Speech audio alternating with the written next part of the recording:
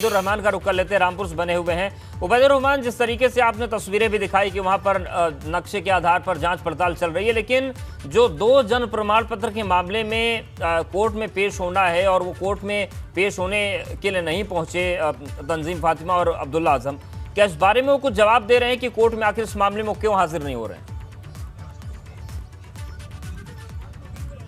देखिए, अब्दुल्ला आजम हो या तंजीम फातिमा हो या आजम खान के परिवार के लोग हों, वो लगातार मीडिया से बचे हुए हैं। पिछले कई महीने से वो मीडिया से बात नहीं कर रहे हैं और आज जो हुआ है, कोर्ट ने इसलिए उनके नॉन बेलेबल वारंट जारी किए हैं क्योंकि लगातार वो कोर्ट में हाजिर नहीं हो रहे हैं। और जब ज़मानत मिलती है किसी भी आरोपी को तो शर्तें होती हैं, तो कहीं ना कहीं जब वो आए नहीं हैं, क्या वजह है, क्या कोई बीमारी है या कोई और वजह है, किस वजह से वो लगातार गैर हाजिर चल रहे हैं, तो कोर्ट ने इसलिए वारंट जारी कर दिए हैं। अब उनको अपने वकील के ज़रिए वारंट रिकॉल करने होंगे, कोर्ट में पेश होना होगा और उसके बाद ये कोर्ट तय करेगा कि क्या जो नियम और शर्तें थी क्या उनका उल्लंघन तो नहीं हुआ है। अगर ऐसा हुआ है तो फिर कोर्ट उनकी ज़मानत जो है उसको भी रद्द कर सकता है, तो मुश्किलें बढ़ सकती हैं क्योंकि जो तारीखें होती हैं, अदालत को ऐसा लगा कि वो अदालत में नहीं आकर के अदालत की अवहेलना कर रहे हैं और जो प्रोसेस है, कानूनी प्रक्रिया है, उसमें कहीं ना कहीं देर हो रही है।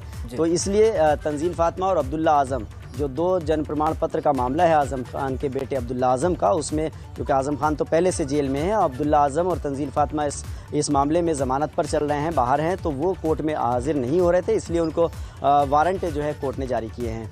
जी ठीक है आनंद जी, लेकिन देखिए एक सवाल ये बनता है कि आपने इस बात पर तो अपनी टिप्पणी दे दी कि आजम खान ने सत्ता का दुरुपयोग किया, नशे में रहे, उन्होंने अपनी चीज़ों को अपनी मर्जी से किया।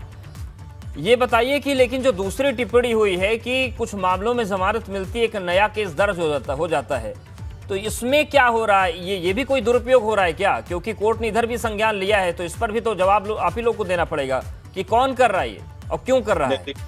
देखिए, हमारे सरकार की तरफ से जो वकील कोर्ट में पेश हुए थे, उन्होंने कहा है कि सुप्रीम कोर्ट ने जो भी सवाल उठाए हैं, जो भी टिप्पणी की है, उस पर हलफनामा दाखिल किया जाएगा, पहली चीज। दूसरी चीज, जो अभी ये नया मुकदमा दर्ज हुआ है जिसमें कि 3 स्कूलों की जो मान्यता ली थी इन्होंने फर्जी कागजात के आधार पर, तो उसका मुकदमा दर्ज किया गया है।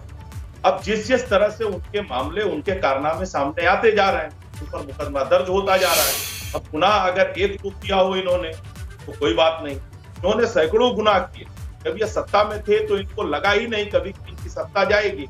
एक शेर याद आ रहा है कि वो फिर रहे थे कांच का पैकर लिए हुए, काफिल को ये घुमा था कि पत्थर ना आएगा।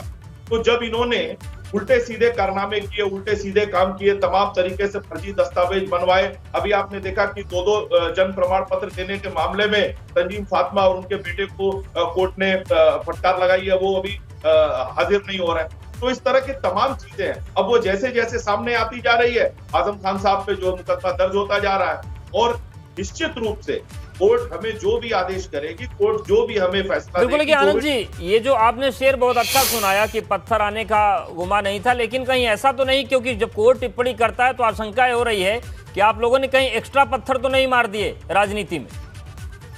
नहीं, राजनीति में कहीं से एक्स्ट्रा पत्थर नहीं मारे जा रहे हैं।